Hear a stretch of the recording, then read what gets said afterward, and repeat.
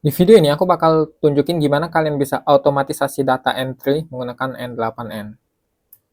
Jadi bayangin kalian ada tabel kayak gini. Kalau prospeknya merasa puas, kalian mau centang boxnya, abis itu kalian mau ubah drop down box ini jadi kayak gini. Tapi kali ini kita nggak mau manual. Karena kalau misalkan prospeknya ada 100 nih, kita gampang kelupaan. Kita maunya, kita cuman centang box merasa puas ini aja, lalu drop down boxnya bakal langsung otomatis berubah. Inilah automation yang bakal kita buat di video kali ini. Oke, jadi sebelum aku tunjukin sistem otomatisasinya, aku jelasin singkat dulu gimana sistemnya bakal bekerja. Jadi, sistemnya bakal jalan tiap kali ada yang berubah dari Google Sheets kita. Jadi contohnya kalau misalkan kalian update baris ke-10, nanti baris itu bakal ketarik, lalu dicek isinya. Kalau misalkan checkbox-nya tercentang, artinya prospek puas, drop down box-nya bakal diisi. Tapi kalau misalkan checkbox-nya kita hilangin nih, kita nggak jadi centang, nanti statusnya bakal balik kosong lagi. Oke, langsung aja kita bahas otomatisasinya. Jadi kita mulai dari Google Sheets Trigger dulu. Jadi di sini nanti kalian perlu setup credential kalian. Jadi kalian tambah create new credential, habis itu kalian isi client ID sama client secretnya. Nah, tapi ini aku contohnya di localhost. Jadi mungkin beda sama kalian yang nge-subscribe sama NXN. Kemungkinan kalian cuma perlu sign in aja, nggak perlu setup kredensial apa-apa. Oke, sesudah itu, di sini ada poll times. Jadi maksudnya tiap durasi tertentu nanti dianya bakal ngecek apakah ada yang berubah dari Google Sheets-nya. Kalian bisa setup every minute, hour, day, week, month, bla bla bla bla. Bebas terserah kalian, bisa kalian ubah-ubah sesuai kebutuhan kalian. Di sini kalian pilih dokumen kalian apa. Karena di sini nama dokumen aku YouTube video, jadi di sini ketulis YouTube video. Habis itu kalian pilih sheets-nya sheet apa. Jadi karena ini default-nya sheet 1. Nah, di sini ini bagian yang penting. Ini yang apa yang bakal ngebuat nge-trigger sistem kita. Jadi di sini ada row updated, row edit. Nah, di sini aku pakainya row updated. Jadi contohnya ini, kalau misalkan kalian update row baris ke 2, 3, sama 4, nanti datanya bakal kayak gini, 2, 3, sama 4. Dianya cuman masuk data yang bagian baris yang berubah aja. Oke, selanjutnya di sini kita ada loop over items. Jadi ini untuk apa? Loop over items itu fungsinya untuk waktu kalian dapat update row-nya lebih dari satu. Jadi contohnya dalam 1 menit tadi kalian update row-nya ada 3 row. Nah, kita mau satu persatu prosesnya, makanya kita pakai loop over items.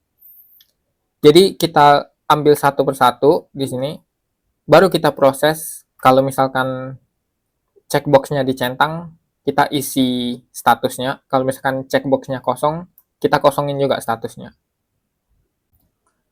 Selanjutnya kita ada if. Jadi kalau misalkan kalian masih ingat tadi, di sini kita mau ngecek dulu apakah checkbox-nya itu dicentang atau enggak. Jadi itu fungsi dari if di sini. Jadi dari satu row yang tadi, kita cek dulu merasa puasnya ini, variabelnya kita tarik ke dalam sini.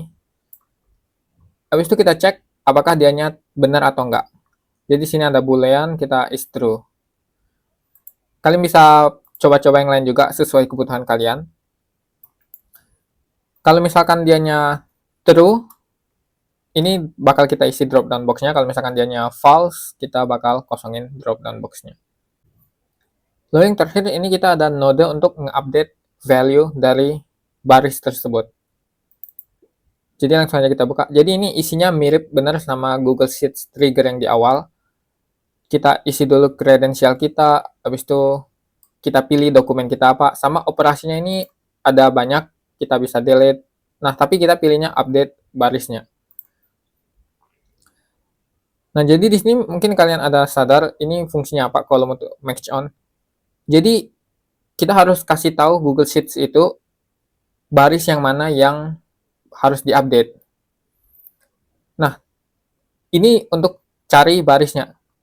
Jadi kalau di sini kalian lihat, di sini kita bakal cari baris yang punya ID yourname 2. Jadi ID-nya ini nanti kita tarik masuk ke dalam sini.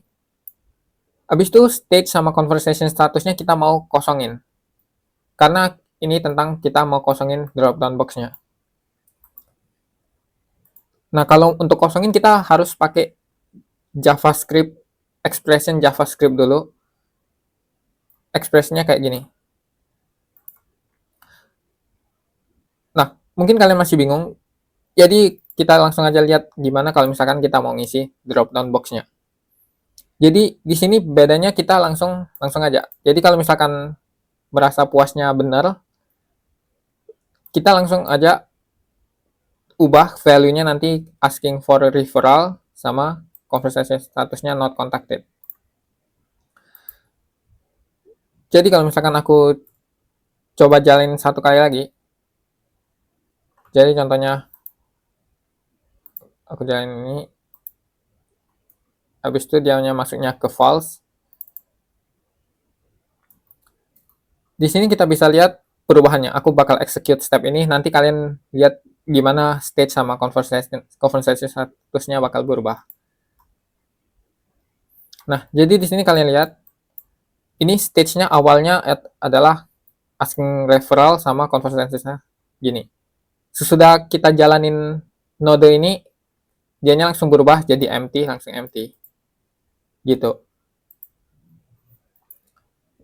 Nah, kalau sudah kita publish, kita punya workflow supaya dianya bakal otomatis berjalan terus-menerus di background. Kita pencet publish, dan sudah siap otomatisasinya. Jadi kita langsung aja lihat hasil kerja otomatisasi kita. Jadi contohnya, kalau misalkan ini kita centang satu, habis itu kita hapus centangnya, nanti dianya bakal ke flip gitu. Jadi ini bakal ada drop down box-nya terisi, ini bakal nggak terisi. Nah, di sini kita tunggu sebentar karena tadi kita set polling-nya untuk 1 menit. Oke. Jadi di sini bisa kelihatan dianya langsung berubah. Segitu aja dulu di video kali ini. Kita sampai jumpa lagi di video selanjutnya.